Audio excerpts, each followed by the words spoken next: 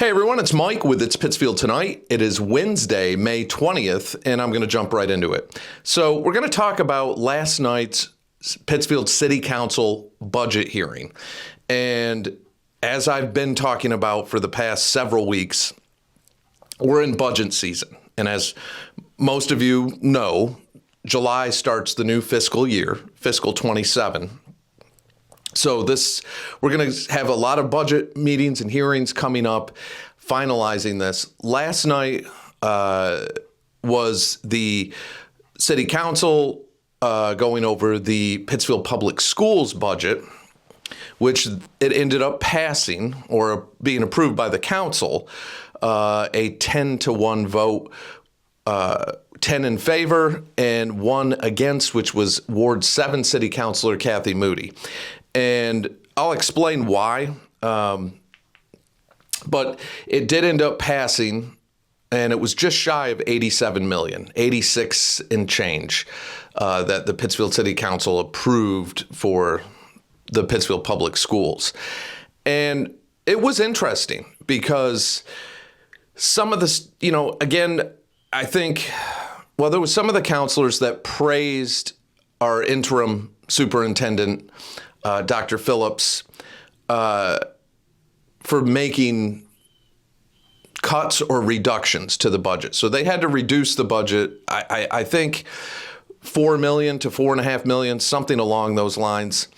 Now, I don't know if that was a reduction based off projected increases, or if it was an actual, I didn't look and I should have, or if it was an actual $4 million reduction from where we were last year. And that I'm not sure of, and I will follow through on looking at that. But there was a lot of things discussed. One of the things Councilor Moody, who voted against this budget, brought up is she had concerns that it was administrative top-heavy and not enough going to the classrooms, to the kids, to supplies, to the teaching staff. She felt that it was too top-heavy from an administrative position. And for an old person like myself, it is confusing when you hear them talk because they have all these technical terms they like to throw out when they're talking education. And it seemed a lot more cut and dry when I was in school.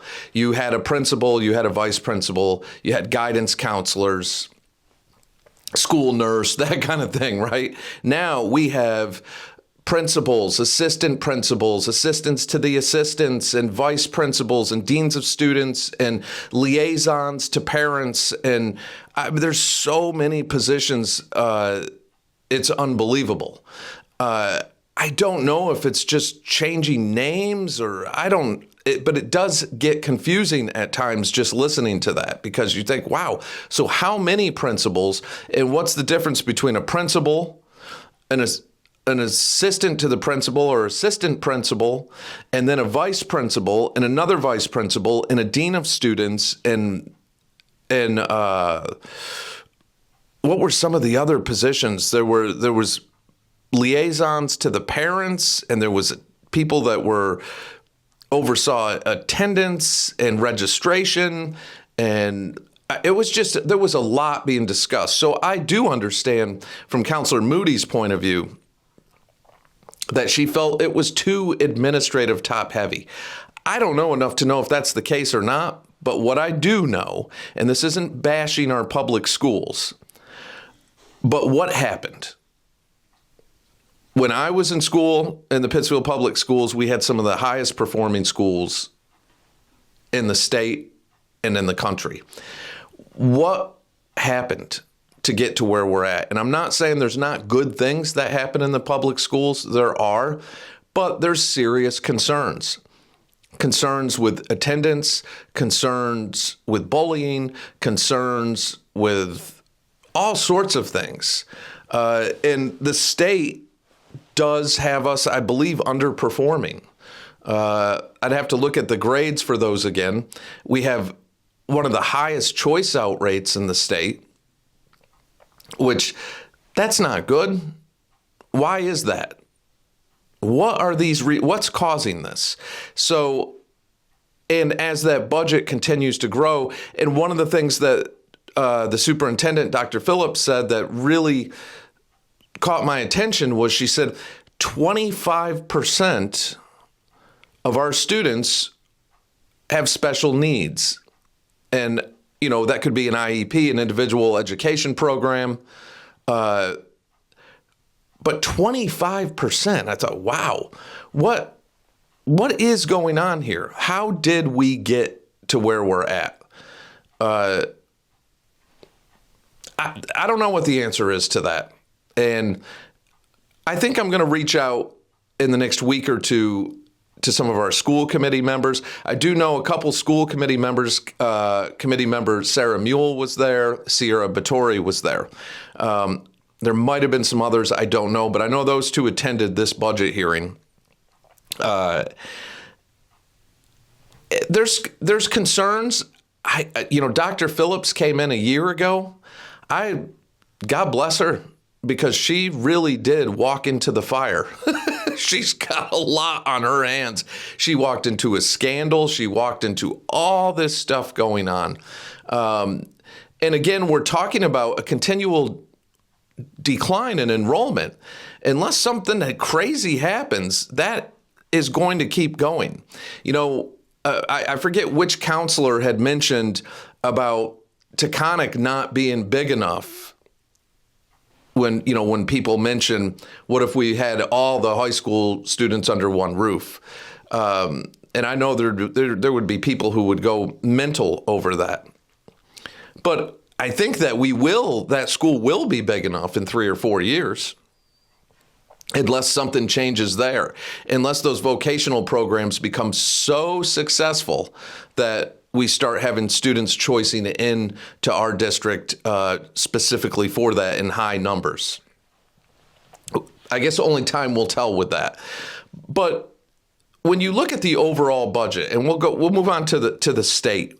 So that budget for the schools did pass. It was $86 million and change, and it passed as far as the city council putting their stamp on it. 10-1 with, again, the Ward 7 city councilor Kathy Moody voting against, only because she wanted to see more go to the classrooms than go to administrative positions. But you look at Pittsfield as a whole, and you do have some people my age and up that will still say GE this, GE left this hole, GE did this. GE's been gone 35 years. We're coming up on 4 decades that General Electric has been gone. How did we get here? How did we get to a point where, and you take the state as a whole, I guess we'll start with that, because it's not just a Pittsfield thing, but Pittsfield definitely has its own concerns. How did you get to a point where Massachusetts has some of the highest costs? It's one of the most expensive states to live in. It has some of the most expensive utilities. Electric is out of control here. Groceries, health insurance, all fuel costs. I mean, you can go down the list. Taxes. It's unbelievable. And I've always believed this. You can't tax your way out of debt. You'll tax yourself further into debt, because people have an option to pick up and move. And we're seeing that in Massachusetts. That millionaire's tax they put through, big mistake. Big mistake. You're going to put a high additional tax on the very people that have the means to pack up and move somewhere else. People who are economically strapped are usually, they don't have that option. They've got a mortgage or they got whatever. They've got to make what they have work. Packing up and moving and relocating takes money. That millionaire's tax put an additional 4% or something like that on top of what they were already paying. And that's a considerable amount. And since then, we've seen so many businesses closing down and leaving the state of Massachusetts, and so many people in that income bracket, and a lot of young people, a lot of young entrepreneurs, a lot of young people in that income bracket leaving. And they're leaving for states like North Carolina, Florida, Texas, and they're going. It's sad to see that. Recent polls came out for Governor Healy, and she's taken a huge dip. So she's, in many polls, under 40%. She has like a 38 or 39% approval rating. So that was interesting to see that, because she was riding pretty high there for a while in what polls were available. She was between 55 and 62% approval rating, and that's taken a massive drop. So it'll be interesting to see what happens there. A lot of people just don't believe her policies. Not only are they not working, they believe they're crushing us. But you take an area like Pittsfield, and you have to ask yourself, like, I talked about this, I believe, in the last video or the video before. Why did you see so many businesses leave Pittsfield and go right over the line in Lenox? Because their commercial tax rate, for one, is half of what Pittsfield is. Why are so many homeowners reaching out and moving into surrounding communities right outside of Pittsfield? For the same reason. Property taxes are really high. Water and sewer, really high. And how did we find ourselves in this situation? And I know you can talk to some of the politicians and they'll tell you PEBSCO, post-employee benefits, pensions, all these obligational contracts that have to be met. But bottom line is, how did we get here? How did we get here? And I can't stand here in the GE thing, again, almost 4 decades. So how did we get to a situation where we have high taxes, housing shortage, we can't keep businesses here for some reason? We struggle with that.